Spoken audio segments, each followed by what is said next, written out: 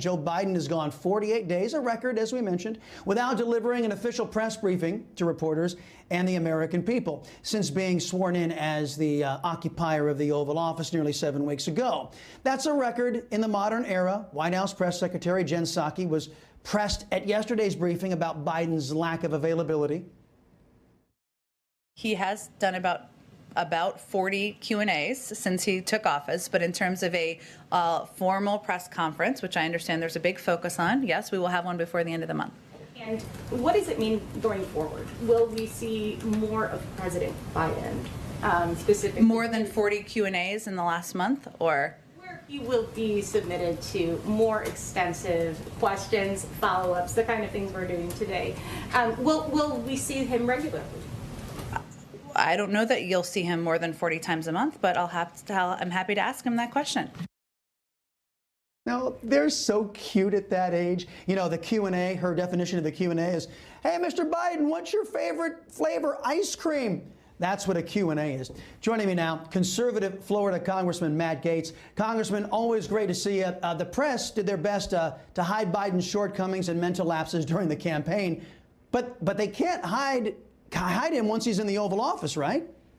Well, it kind of sounds like they miss President Trump, doesn't it, Chris? I mean, they like the engagement, they like the transparency, and for all of the unfairness that President Trump had to suffer at the hands of the press, he was far more open and honest about what was actually happening in our country. And I understand why Joe Biden wants to be kept away from tough questions. First, it seems he has some problems just issuing statements and remembering the members of his own cabinet, but also we've got a country that's in lockdown in many places. We've got a border that is suffering a quiet invasion. CNN even reporting earlier today 100,000 contacts or apprehensions at the border just in the last month.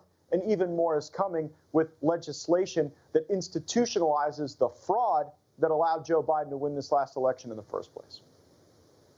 Yeah, and speaking of H.R. 1, which will nationalize our voting system, making it easier for foreign nations to hack our elections, it will further undermine our elections' integrity. It even prevents states from passing voter ID laws. The good news is that this attack on America can't be passed through reconciliation. Am I right?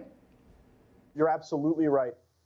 Democrats would either need a substantial number of Republicans willing to vote their way to a political death sentence, which seems unlikely, or they will need, some other mechanism because they don't have the votes necessary, and this is not a budget issue that would allow them to take action with just 51 votes. So this is dead on arrival in the Senate, but it shows their game plan, their strategy. We see that work underway in Georgia, but we need to see it in Pennsylvania, in Wisconsin, in a number of states where election integrity needs to be more of a priority.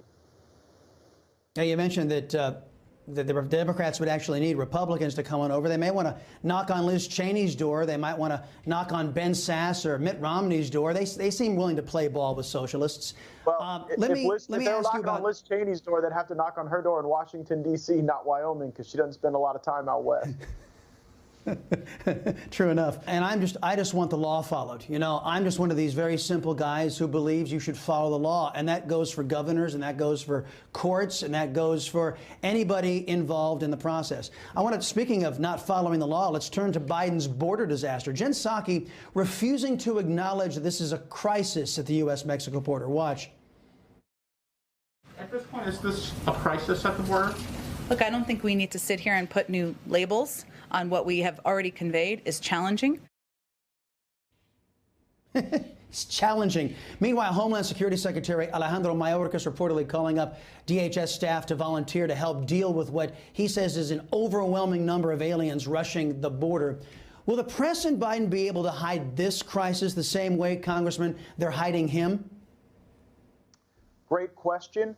But the crisis at our border is going to reach biblical proportions, with the folks swirling around Central and South America, headed north, believing that they are going to receive an invitation at the border as a consequence of Joe Biden's catch and release policies.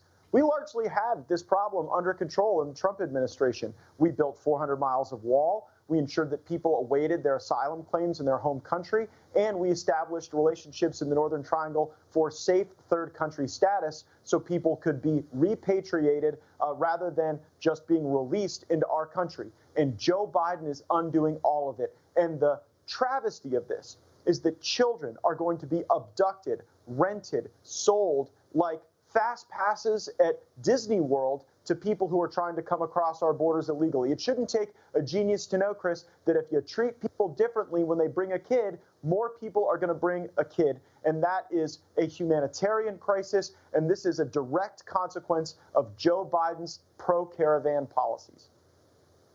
Indeed. With all of this going on, Congressman, Communist China continues its malign activity, with Democrat socialists, all of them, turning a blind eye. But the Florida Speaker and Governor DeSantis says Florida will defend its citizens from Communist China, absent pro-American administration officials in the Biden administration and, of course, your colleagues across the aisle. Should other states follow Florida's lead?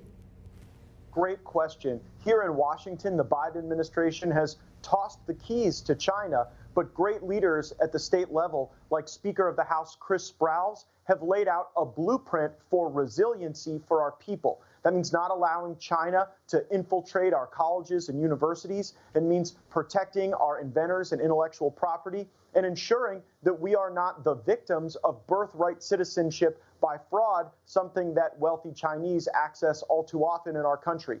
Every state legislative leader should look at what House Speaker Chris Sprowls has done in Florida, take that up, and our country will be stronger and safer and prepared for the real challenge we face against the Middle Kingdom, rather than following Joe Biden into more misadventures in the Middle East. No, I think we got to. I think we have to. All the states who are interested in protecting their citizens, because the federal government is abdicating its responsibility, protecting us from China, and the virus we're all having to endure is evidence of that. Congressman Matt Gaetz, sir, I appreciate the time and come back soon. Thank you, Chris. Hi, Emma Reckenberg here. If you like this video, there's a whole lot more to see on Newsmax TV. You can watch for free right here on our YouTube live stream and be the first one here each time our experts break down real news. Just hit that subscribe button, ring the bell icon, and stay with us on America's fastest growing cable news channel, Newsmax TV.